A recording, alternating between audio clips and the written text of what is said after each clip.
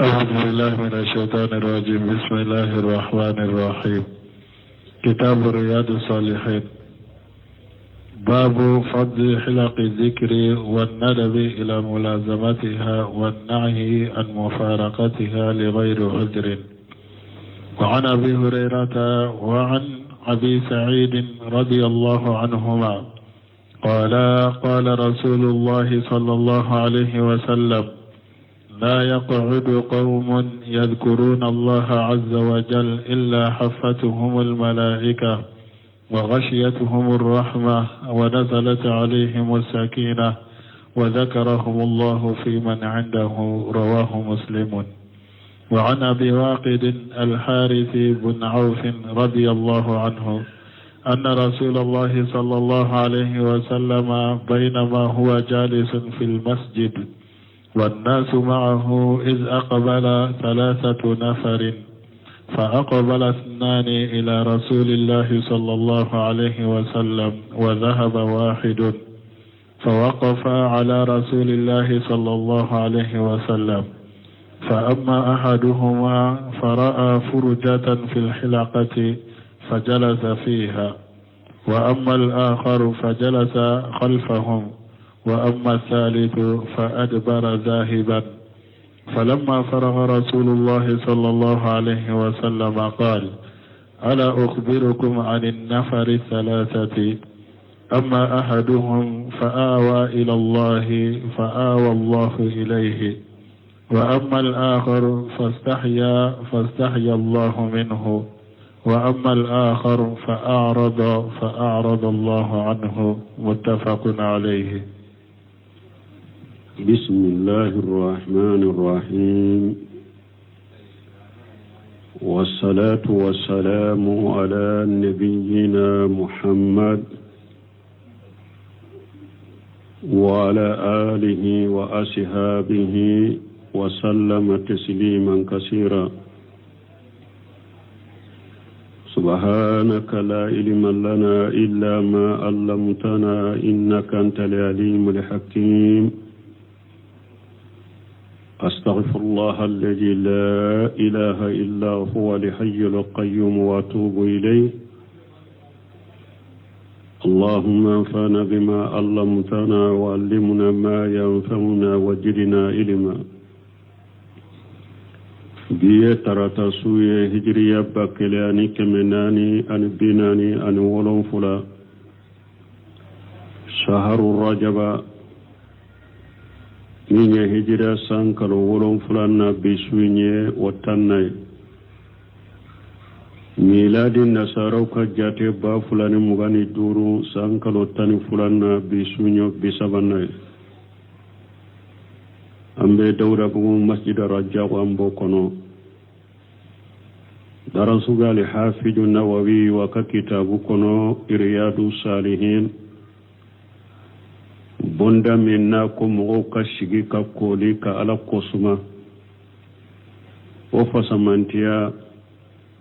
ani hadamaden ka ke ala kosuma yorowula ani kambali ala kosuma yero ikanulu faranyonya bonda yanne hadisa udo teme ala bi hadisa munun kalananka wanni abi hurairata wa abi shaidi radiyallahu anhuma qala karisa min abu hurairata mani abi shaidi ala kajje kabu fula bemu fulako qala rasulullah sallallahu alaihi wasallam ko alaka ciden ko alaka tanuna kishiba kala yaqudu qaumun yazkuruna allaha azza wa jalla ko mo shiute nawbe shigi kala kosuma masamin kabba korta lendo illa haffatuhumul malaikatu thumma likawbul lamini kawkoli wa khashiyatuhumur rahmatu nema ba awdatu ونزلت عليهم السكينة أكل الشيء أن يدسكم فانتي بيجيغا أوكا وذكرهم الله في من عنده على باو كفو mogoye munun be ala fe mana ala ba ko fo malikaw ye sanfe arawahu muslim hadisa imbo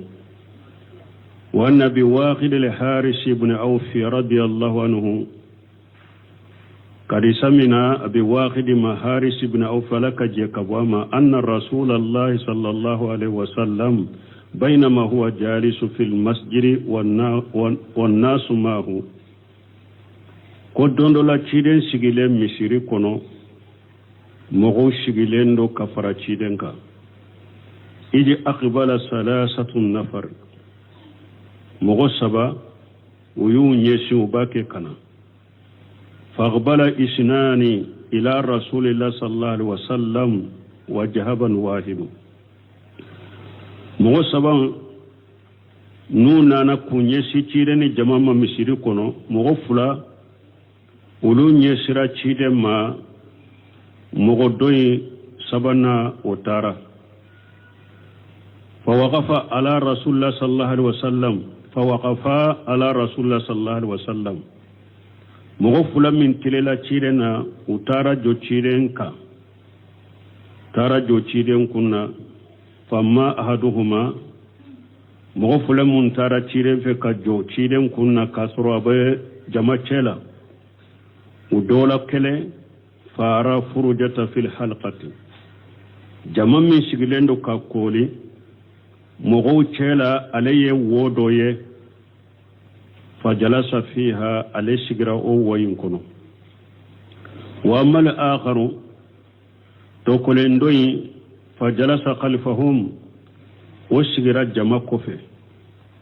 wa amma salisu sabanna fadi bara jahiba wa ya kodi kata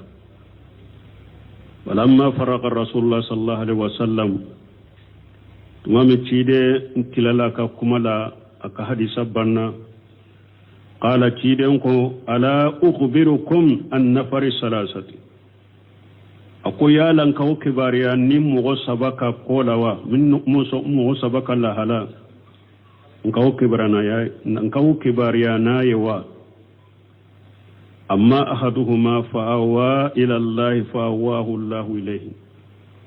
دوي ويا يرفر علىك ألفنا يا يرفر أوتيك مونye sigi yoro doye jama chela mugo chela na sigirai ale ya yirefar alaka alafana ya yirefara cheinka wa mal agharu medoi fastahya فأستحيا الله منه عليه شاملا ملو يرى ألفنا ملو يرى ما من ماسو كدو مغو تشيلا ملو يرى نكنا مغو فرافرا وبين كنا شيغي مغو تشيلا تشغرا كودغو ملو يرى كشيغي جما كوفي ألا ملو يرى أوفناما ومل آخر مدوي فارد الله عنه عليه بنا على كسما يروي مالا فنا بنا منتفق عليه ني حديثا بخاري ومسلم بين حديثين الصرف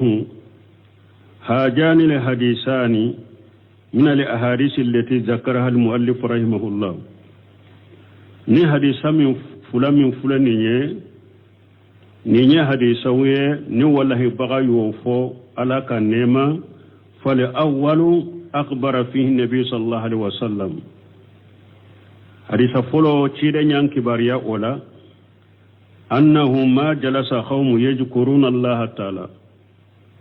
كم غوشيت شيغي نبي على قسمه على من كرتالندو الا نزلت عليهم السكينه وهكل شيغي وبجيغا اوكا وغشيتهم الرحمه نيما بيوداتو وحفتهم الملائكه ملكو بوكولي وذكرهم الله في من عندهم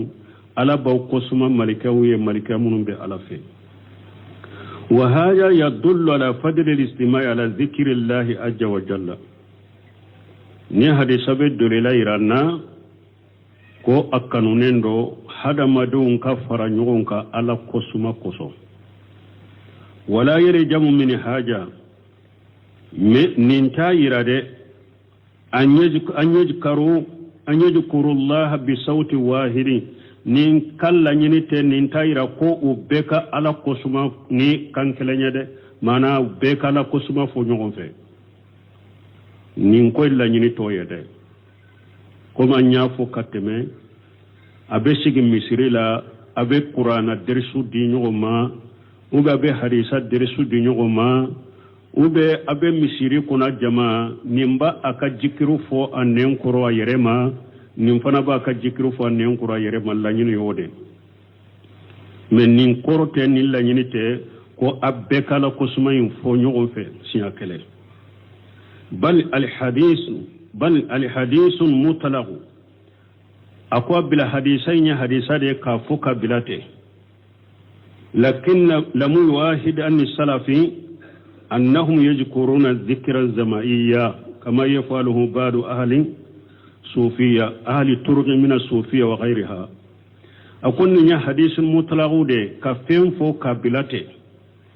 akun mi amaddo sarafu bolo ku tumbe jikru jamaiya ke ka jikru fo ñogon fe o masabati sarafu bolo komi sufu tariqa siratigu no ñogonaw ba ke cogobi ngo albaniya min fo kofe nin ko useminu ya ñogona fo ni hakili jigi kankaka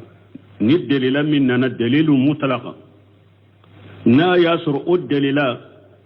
seybo mabara ke nay minna e kanat bara do ke ko be o bara indo akono delade fulene nye delale mutlaqa hadisa min forate mugo do be se kan ni hadisa gorobali min fulani nyete ka fo an sufi tingu an sufi u ban tariqa tingu an fana be fara nyogon ka jikiru min ke nyogon fe bashi tala parce que ci denye ni hadisa fo uno tate se ka do akono munna parce que hadisu mutlaqa min fulani nye nin jikiri sugu min fulen ni nye sebo ben nin do ciden de yen nin fo ma masabati salafu bolo ku tumbe fara nyogon ka jikiru ke nyogon fe o chogola wala no o mo ke u ben ni hadisa do fana o ba yiranna o jikiru jama jikiru sugu te se ka do hadisa in kono o ka famu o te se ka do hadisa in kono wala to buno seminu ya hakili jigi kala ako dalilu mutlaqa de fulen ni nye lakin me lamu yuahadi an salafi amado salafu bolo annahum yazkuruna jikra jamaiya ko tumbe jikru fo nyogon fe jama jikru fo o masabati salafu bolo kama yafalu ba'du ahli turuqi min as-sufiyyati wa ghayriha kum tariqatu bake chogomi sufiu ununa nyogonaw ulube jama jikru sugu minke o masabati salafu bolo وفيه أبي حديثين كنو أن هؤلاء المستمعين كن مغمون فرلا يغن كتي يرولا نوبي على قسمة كلن كلا بيك على قسمة فو إيدما وبي يغن كلا حديثة ولا وبي قرآن التوسير تنزل عليهم سكينة كو حكلي شغي كو بيجي أوكا والسكينة هي طمانونة القلب وقصوه سكينة يموني دسكم ما فانتيا أن دسكم على يسريا وإنابته إلى الله أجا وجل أن دسكم ساقلي كتا ألما أجا وجل مسمين كبا كورتا لندو سكينة يؤدي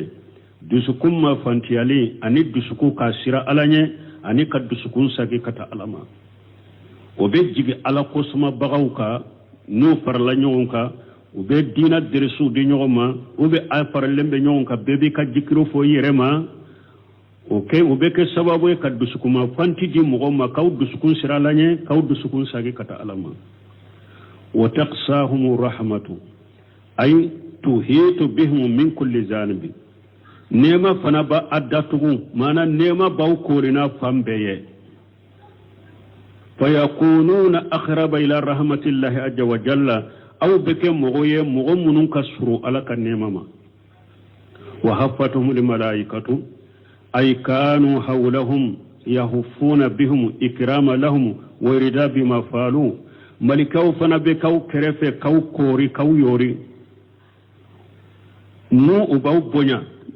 ko ke bonya awma ani nu jene unison jalendo ni fenye abake kaminke malikaw fana be giralaw kaw anture kaw koli wajakarahumullahu fi man indahu ay fil malail ala ala fana baw kofo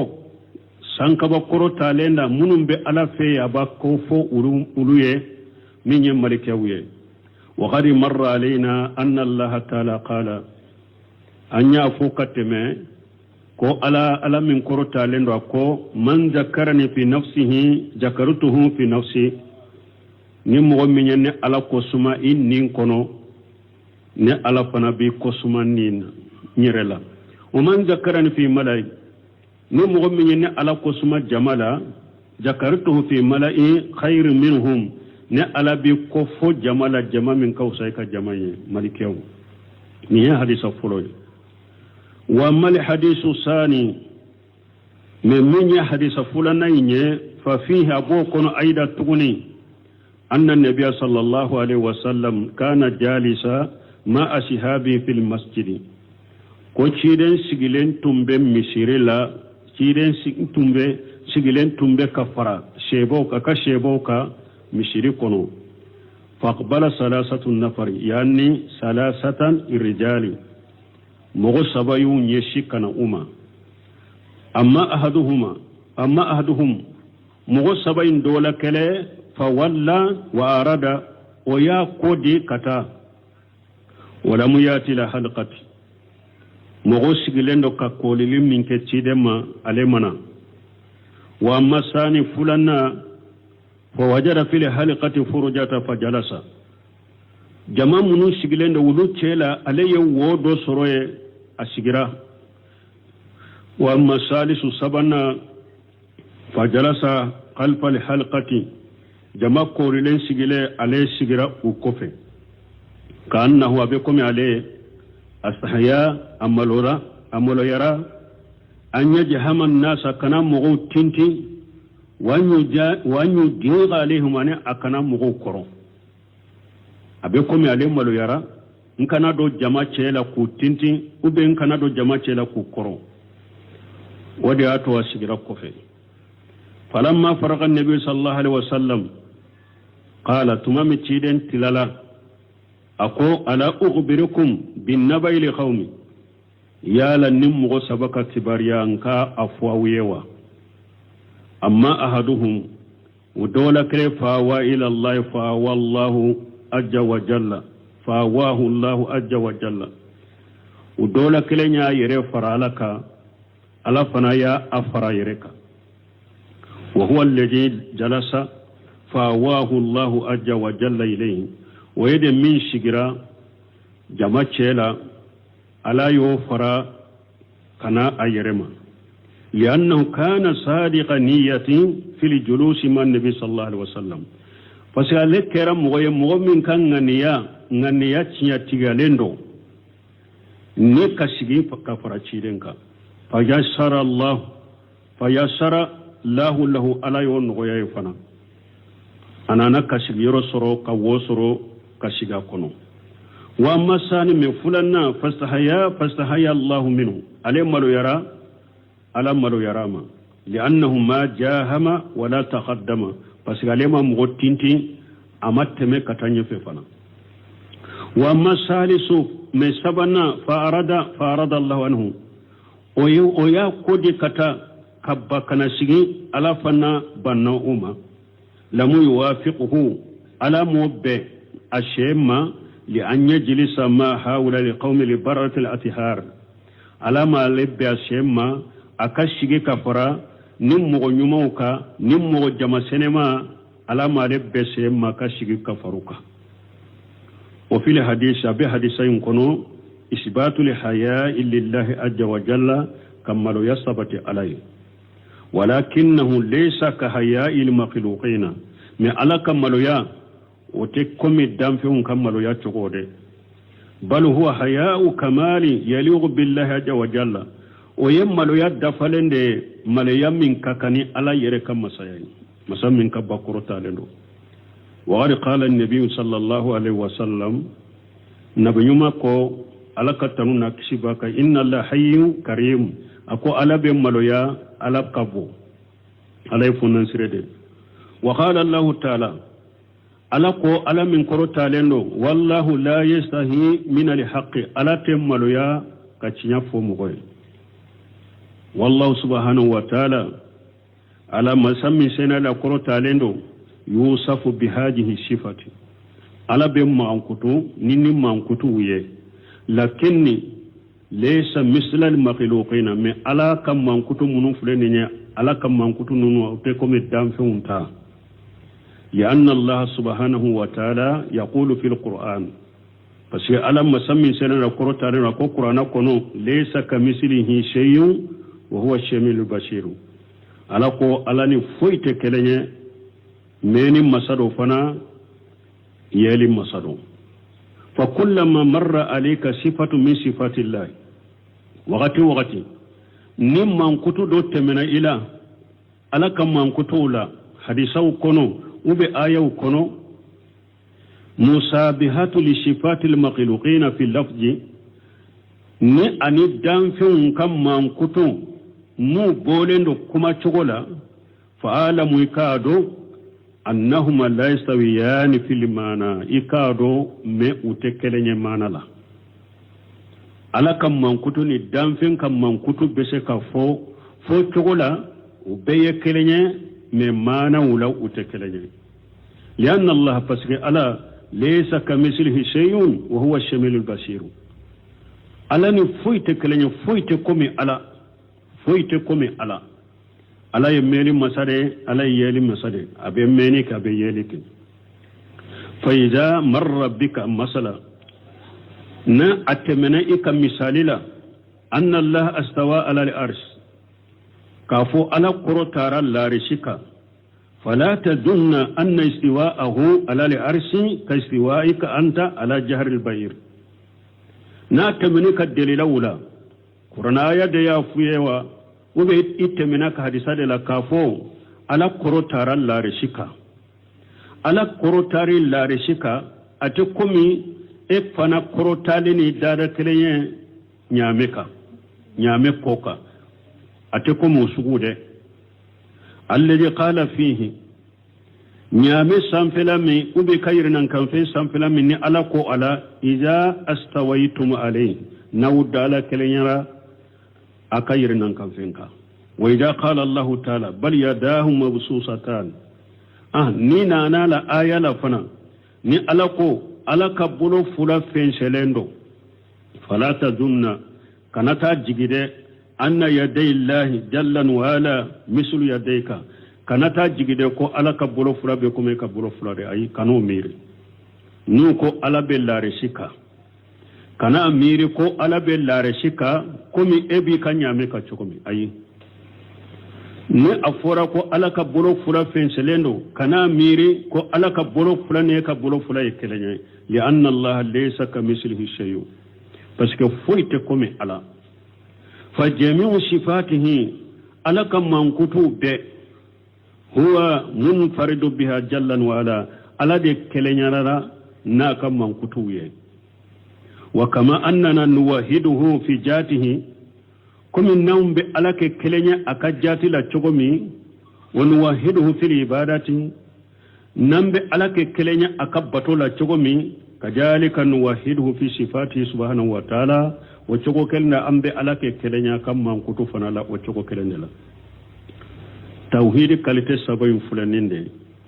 tauhid rububiyya o yajati ala de kelenye dalila danfiun dalinu garjagalinu nyanamalinu faqalinu kakko nyanaboli ala kelimtu de bake tauhidul ibada tauhidul uluhiyya ka fubbatum be awajibra akaka batum be kake ala de batu tiela mateke foye ni ala kelimtewute anye ala ke kelenye wala chogomi awa abanka tugune anka ala ke kelenya kam mankutula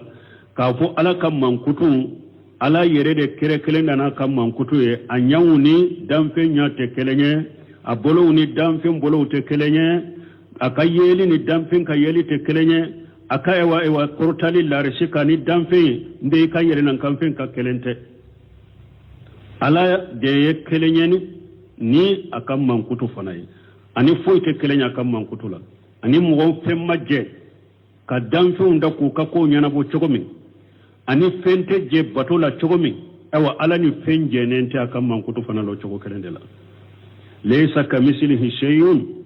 wa huwa ash-shamil bashir bo ni aya min fulen ni ka fo ala ni foyte kelenya danfe shite komi ala geni ne sabatile de benina ni aya kele geni ni sabatile de bala ka ala ni danfen ke kala kam mankutu ni danfen kam mankutu ke kelenye ala yoge kam mankutu sabati ala ye mankutu munun kakana kam masayaye ayu sabati wode ko ala be melike ala be yelike wallahu almuwaffiq. وعن أبي سعيد الخدري رضي الله عنه قال خرج معاوية رضي الله عنه على حلقة في المسجد فقال ما أجلسكم؟ قالوا جلسنا نذكر الله. قال الله ما أجلسكم إلا ذاك. قالوا ما أجلسنا إلا ذاك. قال أما إني لم أستحلفكم تهمة لكم وما كان أحد بمنزلتي من رسول الله صلى الله عليه وسلم أقل عنه حديثا مني. إن رسول الله صلى الله عليه وسلم خرج علينا حلقة من أصحابه فقال ما أجلسكم؟ قالوا جلسنا نذكر الله ونحمده على ما هدانا للإسلام ومن به علينا. قال الله ما أجلسكم إلا ذاك. قالوا الله ما أجلسنا إلا ذاك. قال أما إني لم أستحلفكم تهمة لكم ولكنه أتاني جبريل فأخبرني أن الله يباهي بكم الملائكة. رواه مسلم. وأن أبي سعيد الخدري رضي الله عنه قد سمعنا أبو سعيد الخدري ملك جكبواما قال خرج معاوية رضي الله عنه على حلقة في المسجد. معاوية بورا jamado korilen ka misiri kono ka sigi ku kori nyugona faqala ma ajlasakum muawiya yunyin ka ko mu nyaw sigiya qalu jalasna najkurullah ukon sigira de ambe ala ko sumadila qala allah ma ajlasakum illa jaka ako ayekal wallahi aw mashigiya foi kama ni ala ko sumatewa قالوا ما أجلسنا إلا جاكا وكو أنكوني ماشيكي وقال لكو أو ماشيكي فوي كمايا ني على قسمتي. قال أما إني لم أستحلفكم تهمة لكم أقول نما ونينا فأوكا كالي كونيا تهمة كده كافوا شغرايا كووري كما مينتي على قسمي ما تهمة كني ويده نينا نينا أوفي أوكا كالي. وما كان أحد بمنزلتي من رسول الله صلى الله عليه وسلم أقل عنه حديثا مني. مغشي نكا ewa masurunya neni tiden tunkasuru chogomi neni tiden tunkasuru chogomi mogoshini tiden tun masuru o chogola min ka hadisa kadogo katemeneka mana mogo ni tiden kasuru komi ne nyogona nede ka hadisa ka dogona be. Inna Rasulullah sallallahu alaihi wasallam alaka chira alaka tanuna kisibaka kharaja ala halqati min ashabihi dondola chide mbora jamaku korilendo ka akashebo jamakulu korilendo nube ala kusuma faqala chidon kuma ajlasakum akum nyawshigiya قالوا جلسنا نذكر الله ونحمده على ما هدانا للإسلام ومن به علينا.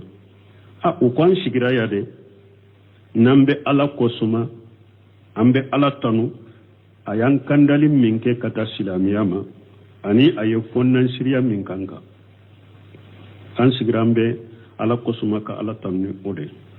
قال الله ما أجلسكم إلا ذاك شيدنكو والله في موشيا نؤتوا قالوا الله ما جلسنا إلا ذاك والله شيدن في منشيا نؤتوا ala yan kandalin minke ka tasila miya maka kan neman min kanka an shigira ya ka kusuma da katanu wallahi foi man shigiya ni kote qala ciden ko amma inni akunne lam astahlifukum tuhmatan lakum ne ma anyina fe kawkali maula kali ko nya tuma kede ka fuwa shigira fe ngure de kama ya ni ote makkali maula kali o kamare ولكنه أتاني جبريل من جبريل نانما فأخبرني جبريل أين كباريا أن الله يباهي بكم الملائكة كو ألباك كواسوني أوي أكمل كيولا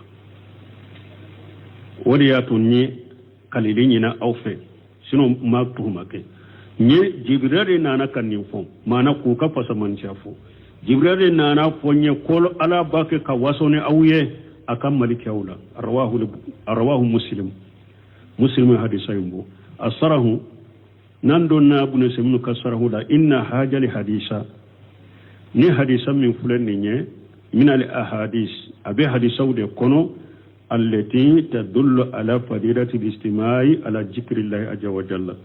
abi hadisa de kono hadisa munum be delila iranna ka fara ɲɔgɔn ka ala kosuma koso o fasamantiya ko iranna wa huwa ma arwahu abu shayd al-qudri wa yade abu shayd al-qudri min mafula amawiyata radiyallahu anhuma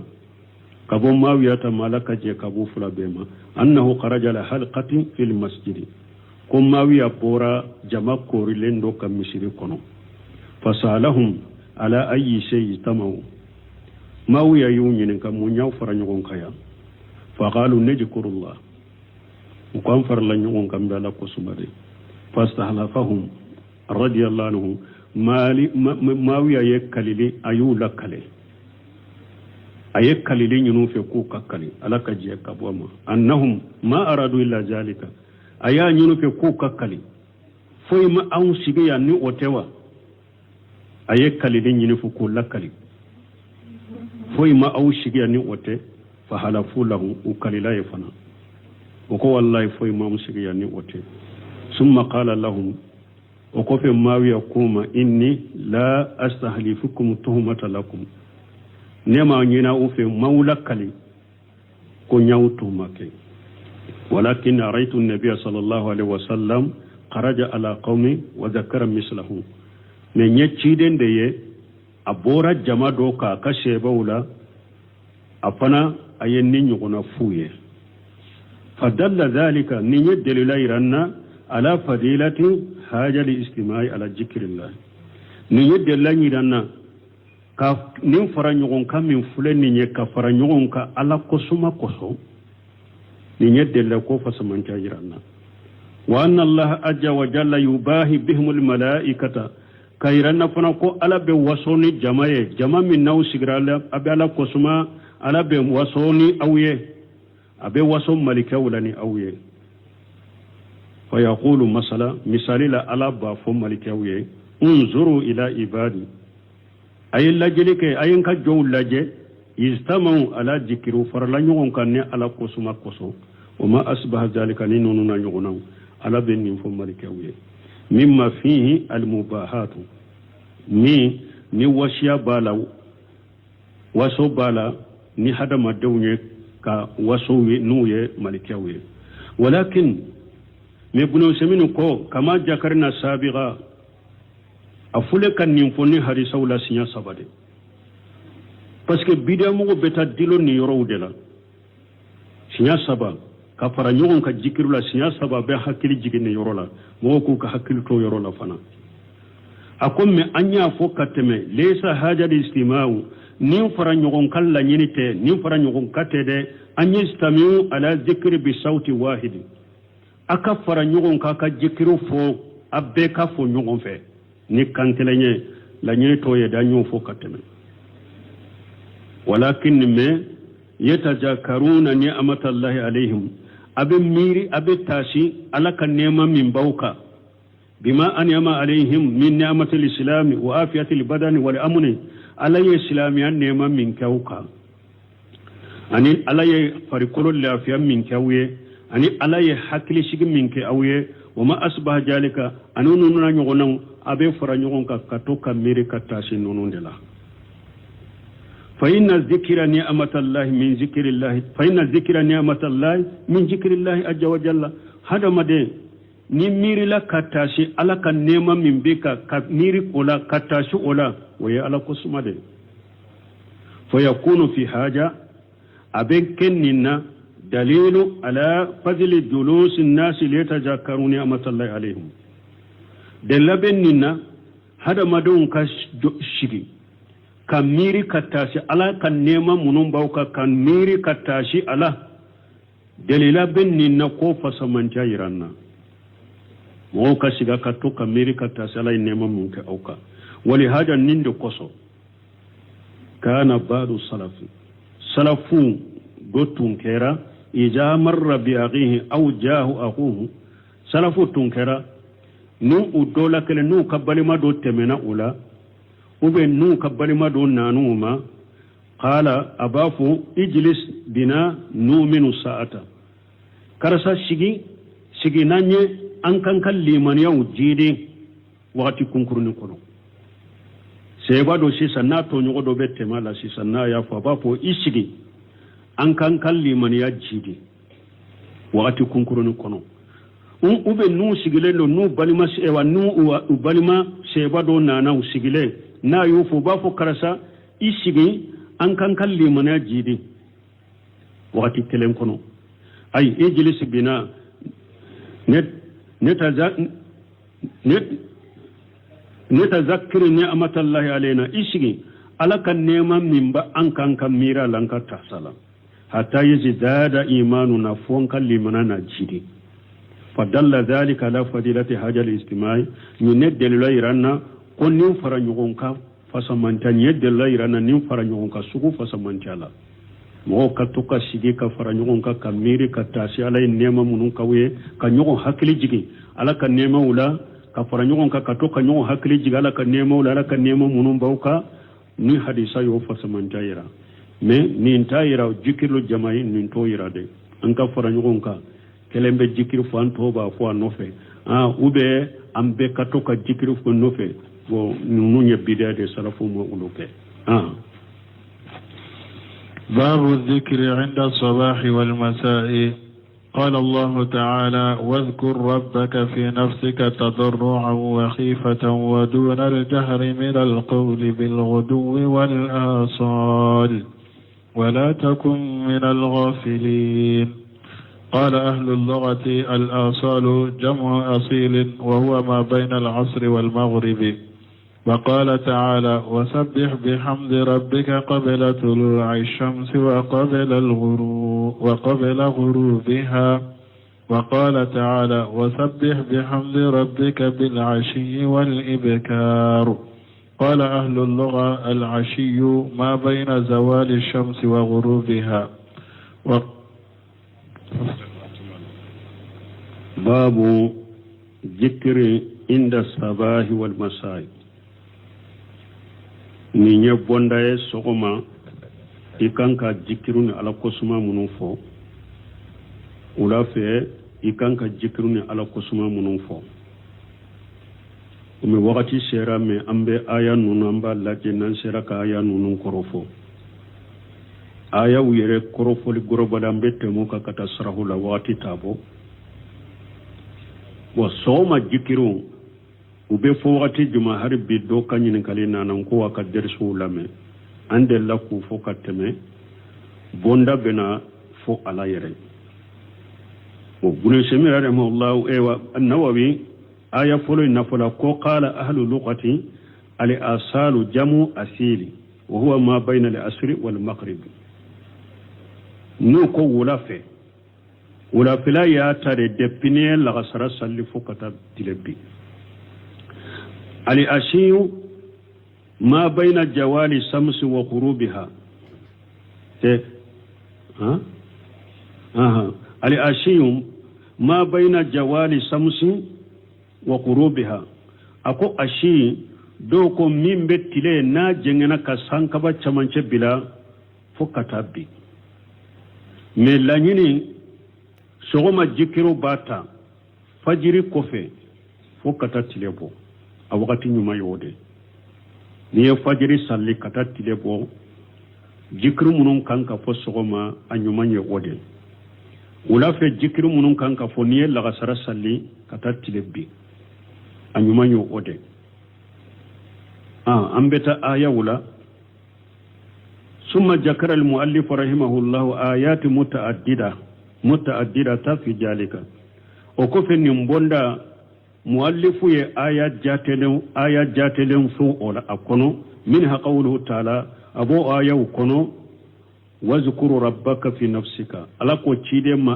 ألا كو سميرنا إننا تضروا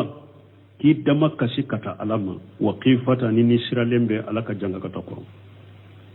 idama kasi kata alama ala kusuma innina ni bake kadama kasi katitigi alama waqifata ni be siraje wa duna al jahri ani dikrun akake bange fana koro ikana perenai wa duna jikri min wa duna al jahri min al qawli akake kuma bangalem fana koro bil quduwi soma wala asali an wala fala ولا تكون من القافلين كنك نينا بغير مون نينا من بألاكو بالقدوة سغما ولا أصال ولا في دونك أكو قال أهل اللغة النووي كو يرد لكل لغة كو على أصال كو ولا فلا جمع أصيل وهو ما بين الأصل والمغرب كو أصال يده من بين الغسرين فتروتشي كو على أشيء اللغة كو من بكي تلي كجنة كسانكبا تمانت بلا فكتا بيني وقوله نأكو واذكر ربك في نفسك يعني فيما بينك وبين نفسك معنى ألاكو سما من بيرني إن يرن كنشي إن ننشي تضروا كي دمك سكتا ألما وقيفة نسر لنبي علي يعني تضروا إلى الله جل وجل وافتخار إليه تضروا كل مقدمة سكتا ألما نيجي حتى كتا ألما وجهار لفقر بين يديه أنيكي كدسني كفنتنيا يكو بانجي على كرو تدروي ودي وقيفة يعني قيفة منه قيفة كوري منيمان نسلا ديمبي عليه أو قيفة ألن تقبلا وبالنسلا ديندو كو على كنا يكبار ينسجمنا تامنا لقول الله تعالى على كايا قصلا من كرو تالندو والذين يؤتون ما أتوا tumame ala tumbe mu'minu tanu ako ulude do nu benani bara mununye nu be bara mununke ubu ka bara nyuma uke wa qulubuhum wajlatun udusukum be sira alanye annahum ila rabbihim rajiun kafulu be sagi katu utiga ala dema nu be sira ala kana ukabara ala kanu saguma ni ala tu kabara mina yani yutuna ma ataw ube nani fe nun nana ni bara minne ube bara inke uma haja kafara bara inke lika qulubuhum wajlatu udusukun sira lendo yaqafuna alla yuqbala minhum nu besra ni alaka akanake ni alatu kabara umina lianna allah ta'ala pasge alala min kurota leno la yataqabbalu illa min almuttaqin pasge alate mushi kabara mina ni alanya sirnya bagawte ولا تكون من واذكر ربك في نفسك تضرع وقيفة ودون الجهر من القول يعني الإسرار معنى إكا على قسم إكا بغندر ولا تكون من القافلين كان كنينا بغوية من بيننا على قسمكم ثم ذكر أيضا قوله تعالى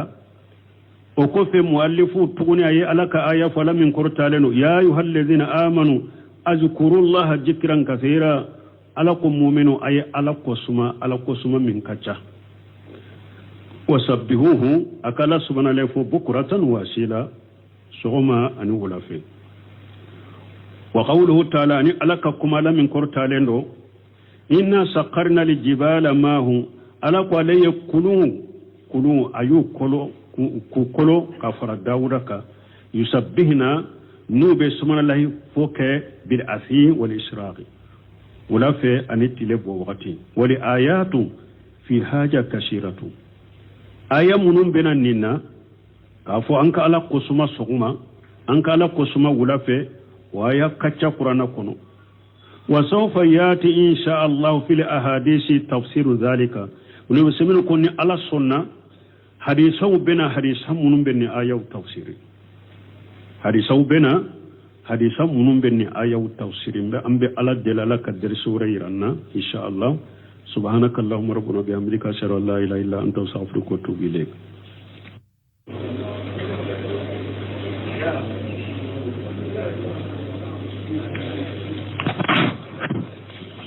أعوذ بالله من الشيطان الرجيم. بسم الله الرحمن الرحيم. كتاب رياض الصالحين. باب فضل حلق الذكر والندب إلى ملازمتها والنهي عن مفارقتها لغير عذر. وعن أبي هريرة وعن أبي سعيد رضي الله عنهما قال قال رسول الله صلى الله عليه وسلم